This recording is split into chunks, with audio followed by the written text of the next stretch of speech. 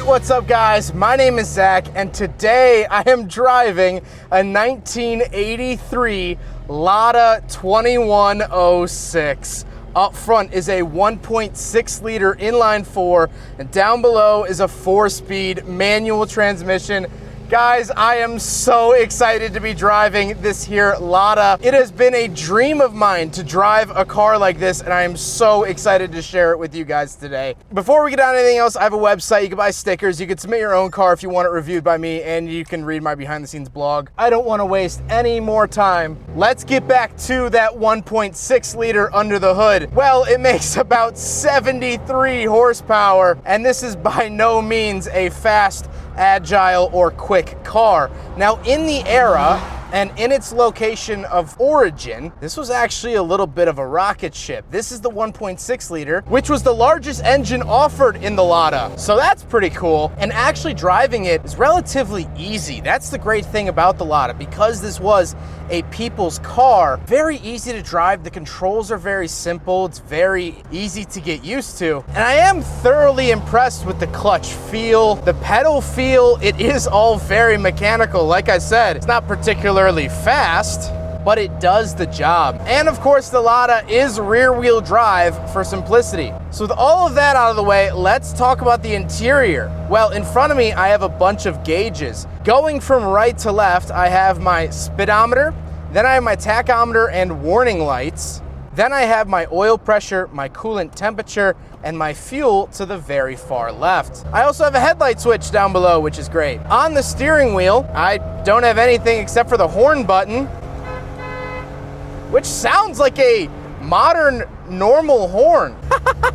I do get the Lada L in the center as well, in this nice garnished piece going across the center. Really, really love that detail. On the door, I have my little smoker's windows, my crank for the window, and my latch to get in and out.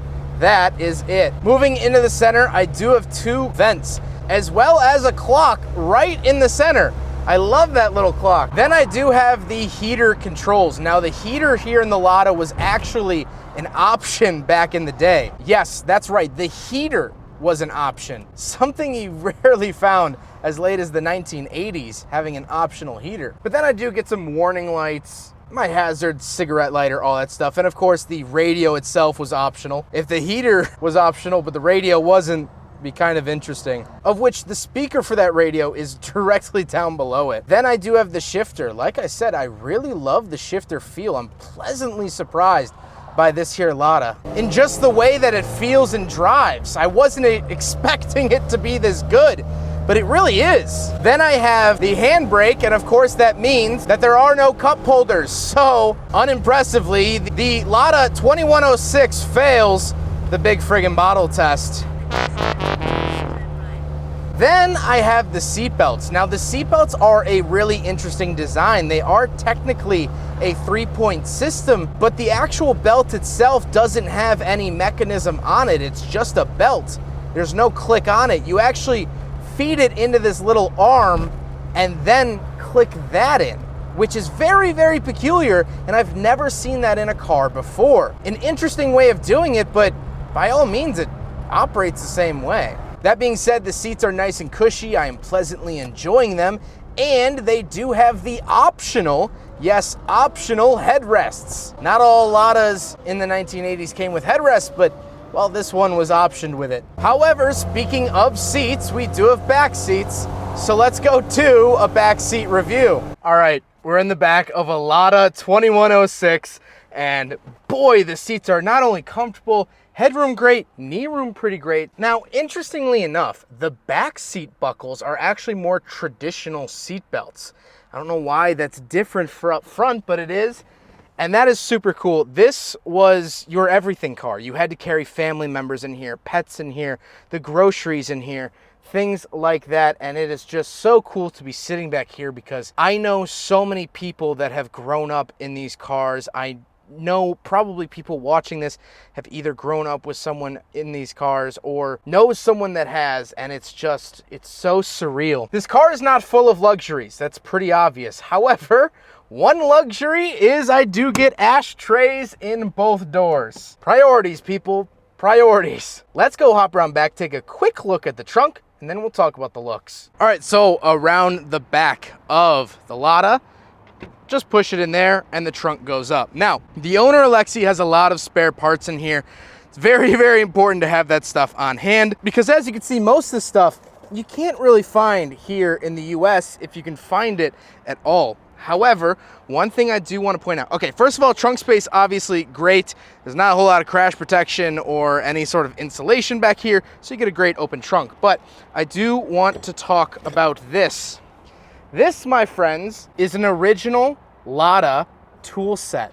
I bet you haven't seen one of these before, and something so cool is that these are from the USSR. That is something you will not see again today, tomorrow, or probably next week. That is such a cool piece of Lada history. This was the original toolkit.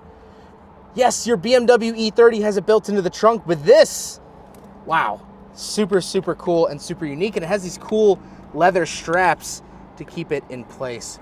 Sorry, I'm just totally geeking out over this car, so that's it for the trunk. Tons and tons of space, but super cool. Now we gotta talk about the looks, and this is finished in Valentine blue, and I love the look of the Lada. It's so iconic. It really echoes a lot of other cars from that era, but just seeing a Lada is just so, so cool and so surreal, something we didn't get here in America. However, Canada got a version of it, and the rest of the world, this was kind of the car. I also want to point out the badge at the back. Now, I am not going to pronounce that name in order to not butcher it, but that was the Russian domestic market name for the Lada, which is fine and dandy, but then when they started selling these in Italy, they realized that that name quickly got translated to something that sounded very similar to juggalo or male prostitute. So when they started exporting them, they switched to the name Lada to avoid any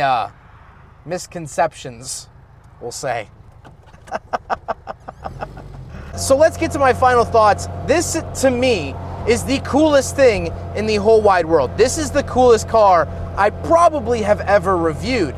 Not only because we didn't get them here, but because this car put so many millions of people on wheels for the first time. This is a Soviet vehicle, was made and manufactured under the USSR's rule, and it was sold in a lot of communist countries. Not only the USSR and the entire Soviet Union, but also down in Cuba, and honestly, anyone else that would buy them. And so for many people who might have grown up in Russia, or Ukraine, or Bulgaria, or Cuba, there's a really good chance that this was their first car. This is the first car they ever saw, the first car they ever rode in. And to me, being an auto journalist, driving a car is so important to me. It's a big fundamental part of my life, and I want everyone to experience the joy and the love of motoring. And so for a lot of people, this was that gateway. This was that door that opened, and they could do that. They didn't have to walk anymore. They didn't have to ride their bike anymore. They could know what it was like to drive a motor vehicle. And this is that. This was developed as a people's car, and man, is this thing built tough. You see at the back these little fiberglass guards. That was added to keep away the harsh road salt for the long winters. Same with the mud flaps. The mud flaps were an option. A lot of these cars succumbed to the road salt and rust and faded away over the years. But not this one. This one was actually a museum piece over in Europe, and about 5 or 6 years ago was sent over here for the American people to enjoy. And boy, am I enjoying this car. This car has honestly lived up to everything I hoped it would be. It's simple, it's light, it's easy to operate, and boy, is this thing stubborn. This is a little steel box that will fight till the bitter end, and then a little bit more. I truly love this thing. And this is so, so cool. Well, I hope you guys enjoyed the video. Huge, incredible thank you to Alexi for letting me take out his Lada. I mean, this is the coolest thing in the world to me. It really, really, truly is. I cannot thank him enough. He actually runs a YouTube channel as well as Instagram, all focused around Soviet era vehicles. Unfortunately, I didn't have the time while here in California to review his other 2 Soviet vehicles, a 469 and a 69 UAZ and Gaz. So go check those out on his channel and on his Instagram page if you're into Soviet vehicles, or if you want to learn. Alexei's been absolutely fantastic, so knowledgeable, so kind, and gave me the time of day, and even let me take out his Lada for a little while, which is just fantastic. I can't recommend him enough. Please, if you're into Soviet vehicles, go check him out. But I hope you guys enjoyed the video. I hope you guys enjoyed watching me realize a childhood dream, a career milestone, and just, I don't even know what else to say. I hope you guys enjoyed it. Don't forget to rate the video, comment on the video, and subscribe if you really liked it. Take care, guys.